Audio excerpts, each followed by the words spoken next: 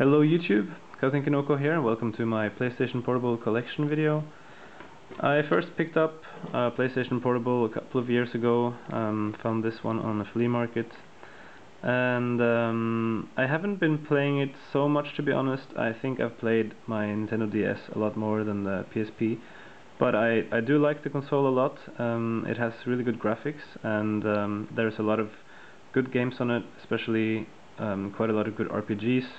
Although I don't have a lot of them, but yeah, I have a pretty small collection, but I'm definitely planning on collecting more actively for the PSP in the future. I think in the next years it will probably be a lot easier to find cheap games on the flea markets and things like that, but on the long run, I guess the PSP will have quite a few rare and valuable games, since it didn't do as well as the DS.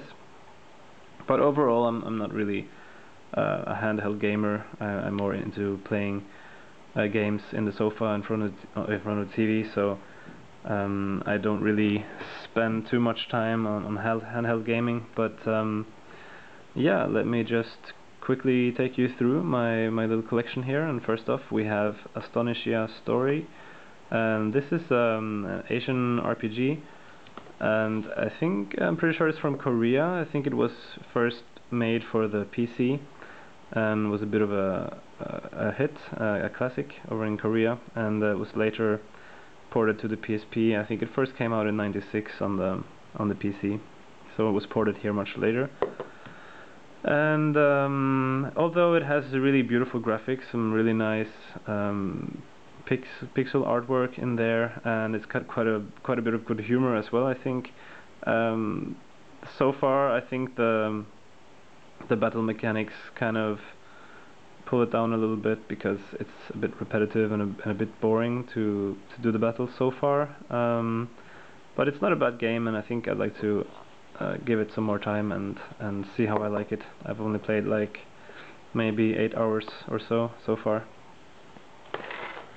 And then we have Dexter, and I haven't played this game yet. I only tried it for a few minutes to see that it works, and I think it plays very much like the Jak and Daxter games for the PS2. And then we have Dungeon Explorer, and this is a, well, I haven't played this game much. I think it's a dungeon crawler. And also I have one more game here that I don't have here at the moment. That's Dungeon Siege, which is another dungeon crawler, and one that I actually played through, and that plays a lot like Diablo 2. I did a little review of that game in one of my previous videos called The 5 Last Games That I Played, and I bought both those dungeon games at the same time, and I played through Dungeon Siege, but I didn't really find the time to get into Dungeon Explorer yet.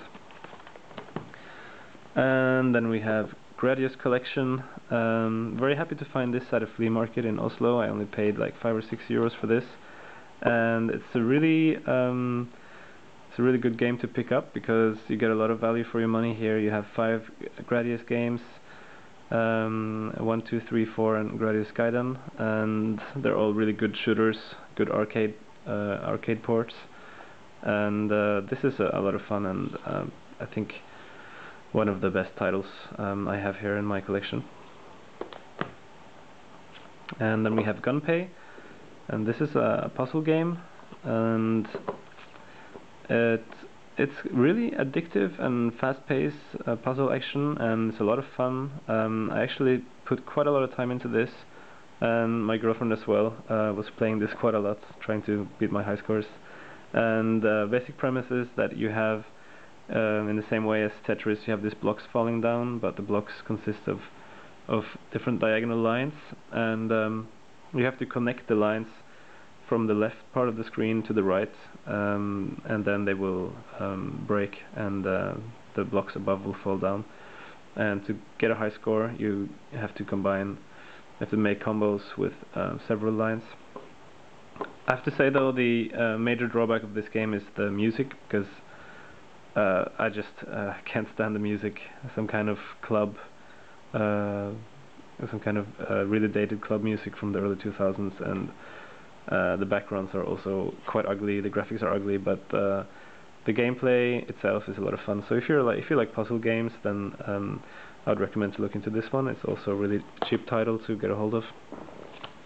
And then we have LittleBigPlanet, and this is a very successful and famous platformer. It was also released on the PlayStation 3, but I haven't gotten around to play this much. I played the first couple of levels, and it seemed like a decent game, but I'm guessing this is better on the PS3, and I think on the PS3 you can also build your own levels and things like that. So I don't know if the PSP is the right place to start with this franchise, but I'm gonna look into that some more when I find the time for it.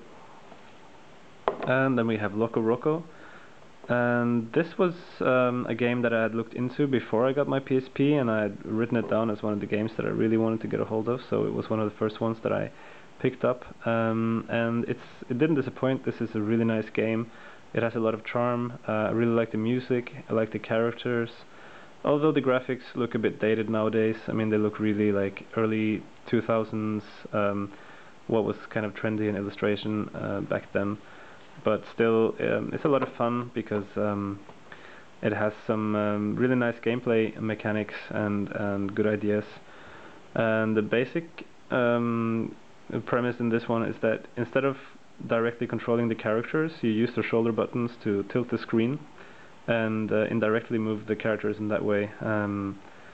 If you use the left shoulder button, then the whole world will tilt down towards the left, and the characters will then roll in that direction. So this is, I would say, a must-own for the system, and one of my favorites of the ones that I've played for the PSP so far. And it also had a sequel, LocoRoco 2, which I'm trying to find, but I haven't gotten a hold of it yet. And me and My Katamari, I was a huge fan of We Love Katamari or something for the PS2. It's one of my favorite games for the PS2, so this was another one that I had on my list of games to get for the PSP.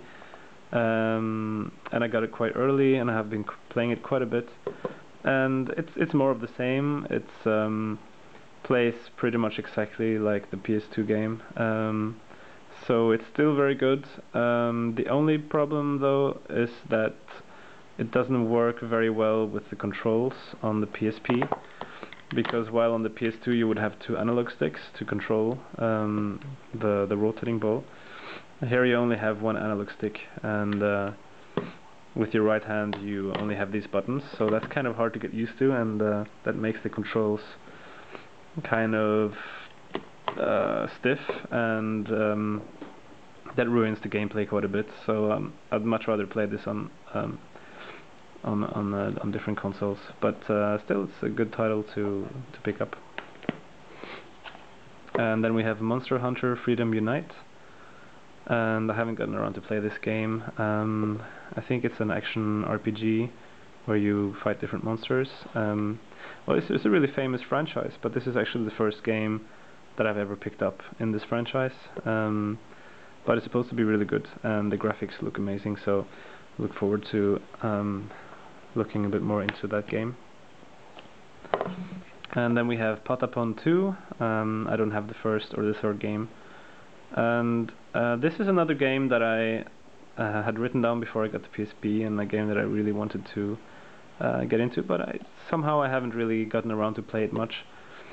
But it does seem like a lot of fun. It's kind of like a rhythm game where you have to press the buttons in the rhythm of the war drum or something. You have this little army, and when you succeed in your pressing, in your timing, then they will win some battle or something.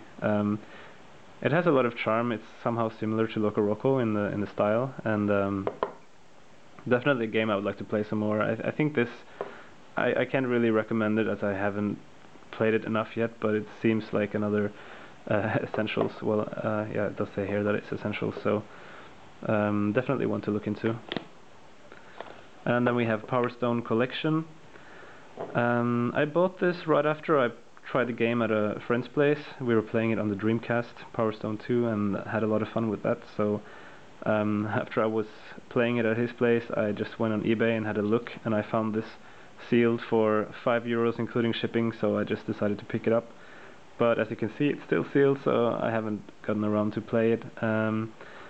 I guess the reason for that is because it's very much a multiplayer game, and if you're gonna play it multiplayer on the PSP, you need several PSPs, and I don't think it's as much fun to play this alone, so I think I'd rather get it on the Dreamcast and just keep this sealed for now. But Power Stone is a really good title, but yeah, maybe better to get it on the Dreamcast if you can. Ratchet & Clank, size matters. This plays a lot like the Ratchet & Clank games on the PS2. And then finally, the last game is Wipeout Pure, and I guess a lot of you know the Wipeout series.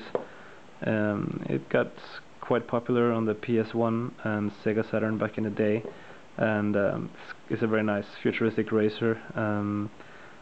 Although I haven't played this one on the PSP so much, I did play it quite a bit on the PS1, and yeah, I really like the series. It plays a bit like F-Zero, I guess. So yeah, that's it for my small PSP collection here. I hope you guys enjoyed watching this video. Stay tuned for more videos. Please like, rate, and subscribe, etc. And yeah, see you guys next time.